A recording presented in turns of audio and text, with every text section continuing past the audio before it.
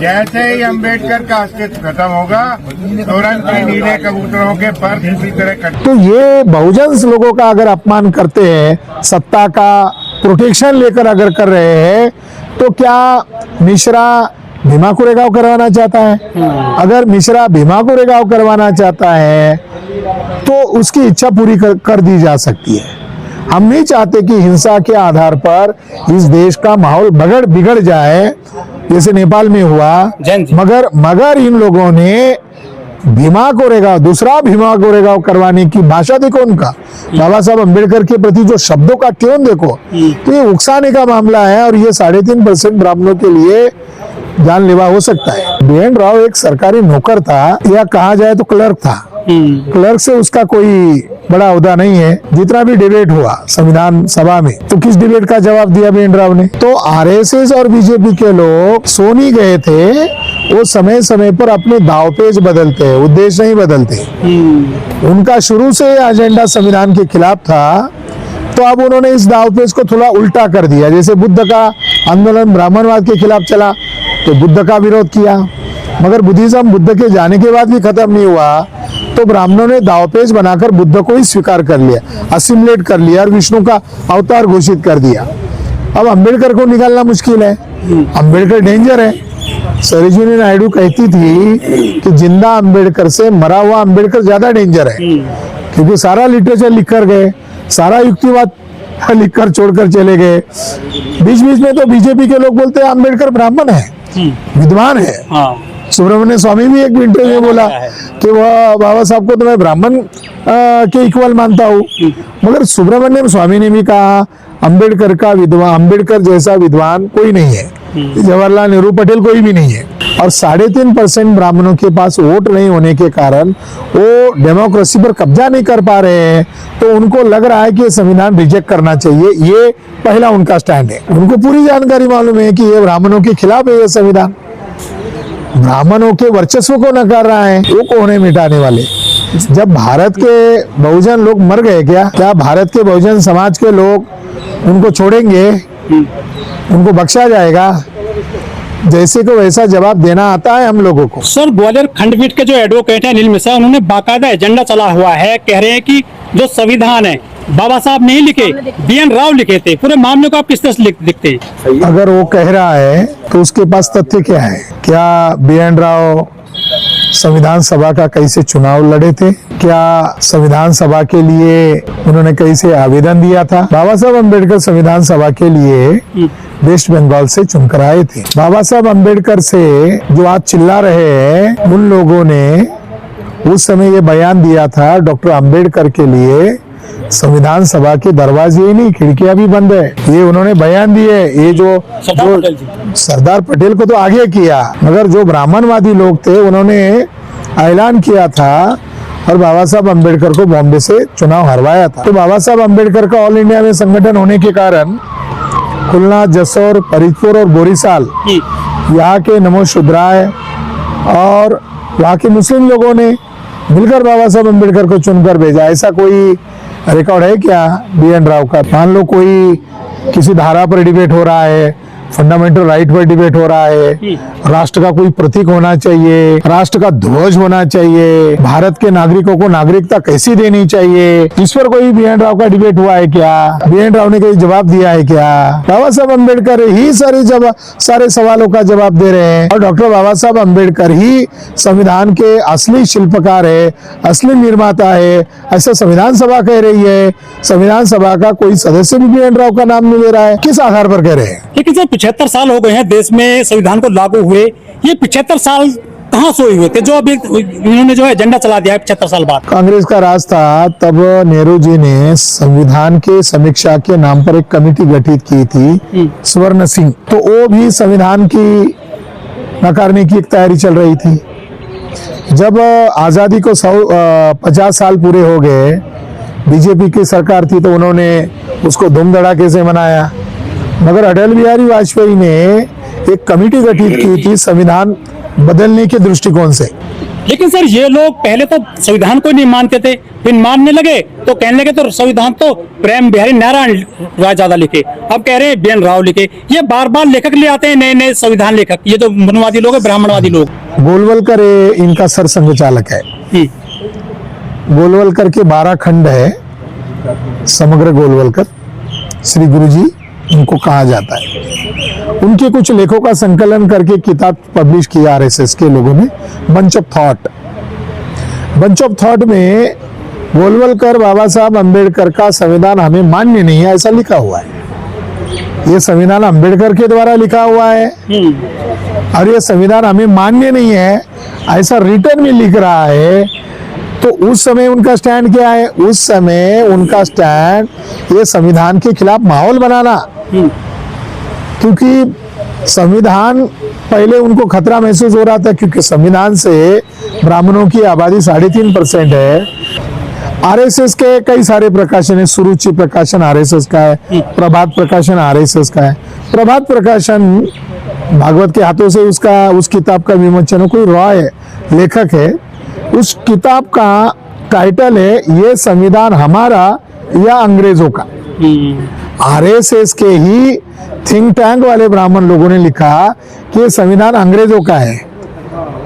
गोलवलकर ने नवा काल, एक मराठी अखबार निकलता है महाराष्ट्र में, 73 की बात है, नवा काल में एक सीरीज लगाई थी उसके इंटरव्यू की, तो उससे काफी बवाल हुआ था नवा काल के इंटरव्यू में।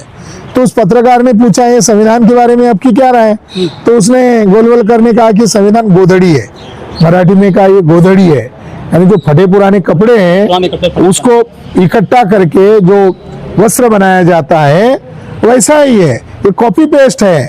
तो 2014 तक RSS के लोगों का स्टैंड है संविधान बदलना है, क्योंकि ये संविधान अंबेडकर का है, ये संविधान ब्राह्मणों के खिलाफ है।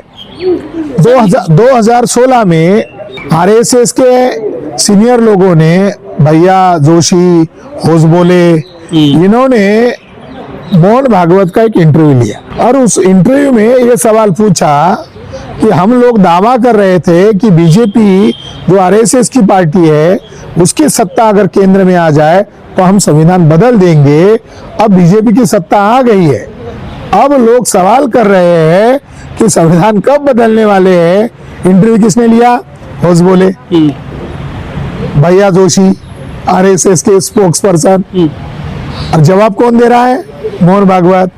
मोहन भागवत कह रहा है हाँ संविधान बदलना है मगर अभी उचित समय नहीं है क्योंकि अंबेडकरवादी लोग जग गए हैं। लेकिन 100 साल का होगा सर संघ तो अब संदर्भ के साथ मैं ये बात बताने का प्रयास कर रहा हूँ कि 2016 का एक किताब है RSS का, वो मोहन भागवत का इंटरव्यू का किताब है जिसका शीर्षक है हिंदुत्व भाग 1, हिंदुत्व भाग 2। उसके अंदर वो तो स्टैंड ले रहे हैं कि अंबेडकर का संविधान है और इस संविधान को बदलना ये RSS और बीजेपी की पॉलिसी है।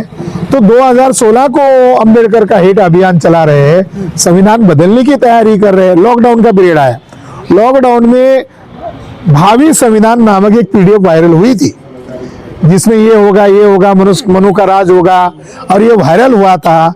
और यही भैया जोशी था जिसने मीडिया के सामने कहा था कि ये भावी संविधान का प्रारूप जो हमारे नाम से प्रचार किया जा रहा है इससे हमारा संबंध नहीं है। अब आया 2 अक्टूबर 2025, RSS के 100 साल पूरे होने को आए, तो उसके पहले ही उन्होंने रंग ढंग दिखाना शुरू कर दिया। जैसे ही 100 साल में उन्होंने एंट्री किया तब जाकर अनिल मिश्रा और वो जो गुंडा साधु है आनंद स्वरूप, इन दोनों को आगे किया।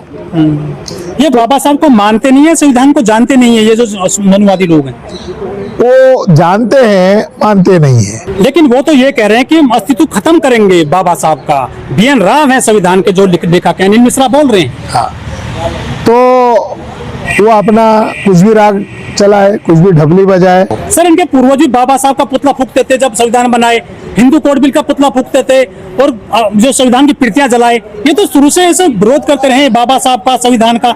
उनके पूर्वज यही काम करते चले गए। अब ये नए आए हैं अनिल मिश्रा, आखिर इनको जो है क्या सफलता मिलेगी कभी? क्या बहुजन इतना कमजोर हो गया है देश में? जब संविधान बना तो एक उस समय का शंकराचार्य था, करपात्री जी महाराज, उस समय का शंकराचार्य था, उसका एक स्टेटमेंट है उस समय का कि ये संविधान बहुत अच्छा है। उस समय वो शंकराचार्य ने कहा ये संविधान बहुत बढ़िया है, बस इसकी एक ही कमजोरी है कि इसको लिखा एक अछूत ने है। यानी उस समय का शंकराचार्य ने ये कहा था।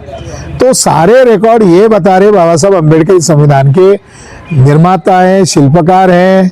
एक सदस्य ने तो कहा था कि अम्बेडकर आधुनिक मनु है। संविधान सभा में बाबा साहब अम्बेडकर के ऊपर शब्द सुमन इतने अर्पित किए कि उन्होंने आधुनिक मनु का दर्जा दिया। राजेंद्र प्रसाद ने खुद मान्य किया कि इसका सारा श्रेय डॉक्टर अम्बेडकर को जाता है। एक मद्रास प्रांत के एक सदस्य थे, उन्होंने तो खुलकर कहा कि ये इतने मेंबर थे, एक मेंबर यूरोप में चला गया, वो वही रह गया, एक मेंबर मर गया, कोई मेंबर छुट्टी के वाहन पर चले गए, और सारा का सारा जो बोझ है वो डॉक्टर बाबा साहब अम्बेडकर के ऊपर आया। तो संविधान सभा के डिबेट वॉल्यूम में बाबा साहब अम्बेडकर को ही ये क्रेडिट दिया गया है। तो इसका मतलब ये है कि ब्राह्मण लोग रिप्लेस जिसको करना चाहते वो ब्राह्मण है। पहला स्टैंड संविधान हमारा नहीं है ये था, अब स्टैंड है कि संविधान हमारा है, मगर उसके निर्माता बी.एन. राव है। तो ये जो खेल है ये खेल जानलेवा खेल है। सर, बाबा साहब अमेरिका पहुंच गए, कोलंबो पहुंच गए, सारी यूनिवर्सिटी में पहुंच गए, स्कूल कॉलेजों में पहुंच गए, अमेरिका, चीन, जापान, मलेशिया, थाईलैंड में बाबा साहब को जाना जाता है, माना जाता है। कहते हैं कि जब तक सूरज चांद रहेगा बाबा साहब का नाम रहेगा। लेकिन ये जो अनिल मिश्रा जैसे लोग हैं, पूरी दुनिया में बाबा साहब को लोग सम्मान देते हैं और ये अपमान कर रहे हैं बाबा साहब का, जो अनिल मिश्रा हैं। क्या ऐसे बाबा साहब कमजोर हो जाएंगे? उनके विचार, ये टूल है, अनिल मिश्रा टूल है, आनंद स्वरूप टूल है, औजार है। ये इसके पीछे का जो मास्टर माइंड है वो मोहन भागवत है। इसके पीछे का जो मास्टर माइंड है वो बीजेपी के ब्राह्मण लोग है। तो उनके कहने से कुछ नहीं होगा। सूरज पर थूकने से क्या सूरज पर वो थूक जाएगा? बाबा साहब अम्बेडकर को मिटाना असंभव है। वो सत्ता के प्रोटेक्शन में ऐसा बोल रहे हैं। इसकी दवा क्या है अनिल मिश्रा की? सर, ये एजेंडा चला रहे हैं, इस पे कोई कार्रवाई नहीं हो सकती? ये जो देशद्रोह का मुकदमा नहीं हो सकता इन पर?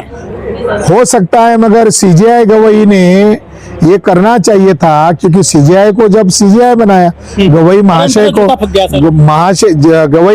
को जब सर न्यायाधीश बनाया तो कहा पहला न्यायाधीश अम्बेडकरवादी न्यायाधीश, दलित न्यायाधीश, बुद्धिस्ट न्यायाधीश। और जब एक तिवारी ने जूता मार दिया तो वो तिवारी को साधु बनकर माफ कर रहे हैं। वो स्वतः संज्ञान ले सकते हैं, राष्ट्रपति स्वतः संज्ञान ले सकती है। इस तरीके से अपमान करना ये लोकतांत्रिक देश में यह असंभव है। तो क्या रास्ता खोल देने में अपमान करने का दलितों का देश में? तो फिर दलित नहीं बहुजन है। ये अपमान केवल दलितों का थोड़ी हो रहा है। बाबा साहब अम्बेडकर ने ये संविधान SC ST OBC और माइनॉरिटी के लिए बनाया।